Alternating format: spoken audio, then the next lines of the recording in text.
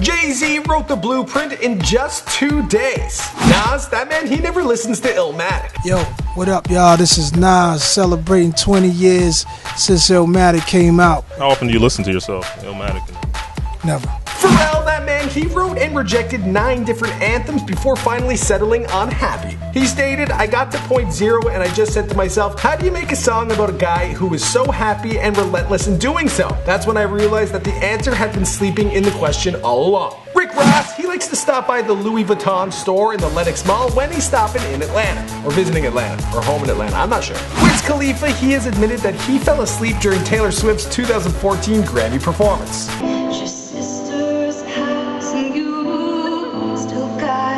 Hey guys, my name is Michael McCrudden and welcome to part 9 of 25 random hip-hop facts. Now Wiz Khalifa's Before They Are Famous, that one's done. Jay-Z, that one's done as well, although it needs an update. Joey Badass, Iggy Azalea, Kid Cudi, Ab-Soul, they're all done. Be sure to let me know in the comments down below who you want to see a future Before They Were Famous song, as well as after they were famous and before they were dead. Look forward to reading all your comments. Now let's get back to this list. Eminem and Dr. Dre, their track Guilty Conscience, well that was inspired by the angel versus devil scene in the film Animal House. Roll a clip. I don't listen to that jack off. Look at those gazongas. You never get a better chance. If you lay one finger on that poor sweet helpless girl, you'll despise yourself forever. Bruno Mars, well he's the man responsible for writing CeeLo's song, Fuck You. See you driving round town with the girl I love, and I'm like, fuck you. Before getting signed, Isaiah Rashad used to work at Hardee's. Q-Tip and Jay Dilla, well they thought about collaborating on a project known as Buddy Lee. What was Buddy Lee? Buddy Lee was the project that he and I were gonna do. Like, I remember he had did Donuts a while ago, like the whole thing, right? Before he passed. And then one of the last times when he was well that I spoke to him, he was like, man, we got to do this Buddy Lee album. Ab-Soul, he received his nickname Black Lip Bastard as a child when he suffered from Steven Johnson syndrome and it affected his lip skin. He said, I caught it when I was 10, I don't have it still, I'm fine now. That's what he told Complex Magazine. Now this you would all know already because you checked out his Before They Were Famous.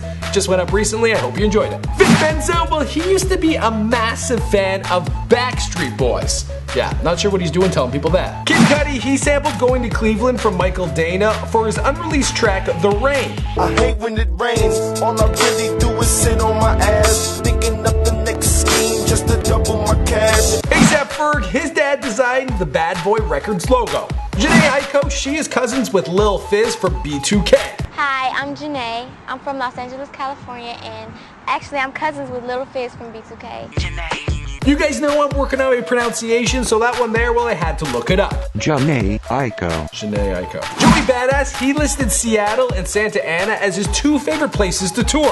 Jay Electronica, he likes to go on spiritual retreats to both Hindu and Buddhist temples located out in Kathmandu, Nepal. Back at the tender age of 13, RZA, well, he used to sell fruit with ODB in downtown Brooklyn. Let's roll a clip. When I was 13, I had a job as a fruit peddler.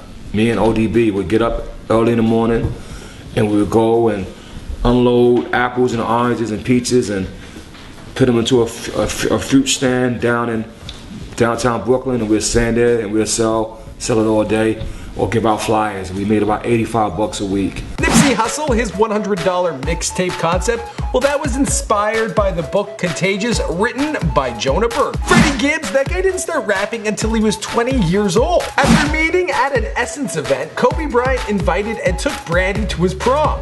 When I was 17, I didn't get a chance to go to my own prom. But that same year, I was at an Essence event, and this tall, good-looking guy comes up to me and goes, oh my God, I'm a big fan of yours. You should go with me to prom. Dude, first of all, like, who are you? He went through a whole resume. I'm the #1 high school basketball player in the world. My name is Kobe Bryant. The first thing Lil Boosie did when he was released from prison, well, he went to the school his kids were attended at, he picked them up, and then he brought them back to his hotel so they could hang out together. Of course. Currency, well, he missed Wiz Khalifa and Amber Rose's wedding because, well, the guy got too hot. DJ Premier, he is a huge fan of Metallica and Jefferson Starship. Swizz Beatz, well, in his spare time, that man is a painter and creates his own shows where then he sells his artwork. Yeah, who would have thought? Iggy Azalea, she liked the TV show The Nanny so much that her grandmother would make her leopard skin dresses similar to Fran Drescher's character on her sewing machine. Alright guys, that's all I got for you in this 25 random hip hop facts. If you haven't already, go back and watch part 1 through 8. This was number 9, and number 10 will be out shortly. Also, I have 25 random porn facts. That one's coming for you guys shortly. I hope you enjoy it. Be sure to let me know who you want to see in after they were famous, before they were famous, and before they were dead, and I'll get to work on all those. See you guys in another video, and I'm a little sick, so thanks for bearing with me. Alright guys, see you in another video.